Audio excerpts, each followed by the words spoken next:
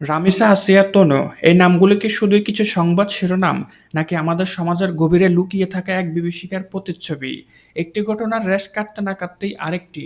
আমাদের মনে একটাই প্রশ্ন জাগে, পরবর্তী শিকার কে?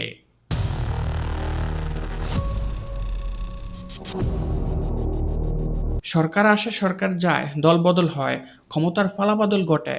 কিন্তু এই নির্মম ঘটনাগুলোর সঠিক বিচার হতে আমরা কয়জন দেখেছি? বছরের পর বছর ধরে ফাইল ছাপা পড়ে থাকে, অপরাধীরা বুক ফুলিয়ে ঘুরে বেড়ায়, আর ভুক্তভোগী পরিবারগুলো নীরবে চোখের জল ফেলে। এই বিচারহীনতার সংস্কৃতি আমাদের সমাজকে পঙ্গু করে দিচ্ছে।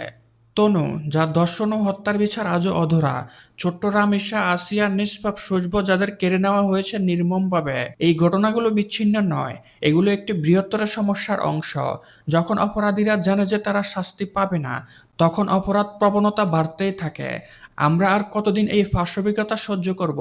আমাদের মা, বোন, কন্যাদের নিরাপত্তা কি শুধুই কথার কথা? এবার অন্তত বিচার করুন।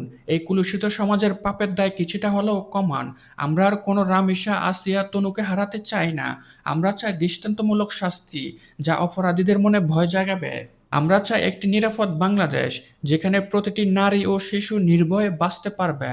বাংলাদেশ সিস্টেম নিয়ে আপনার মতামত কি? কমেন্টে জানান, আর ভিডিওটি শেয়ার করুন।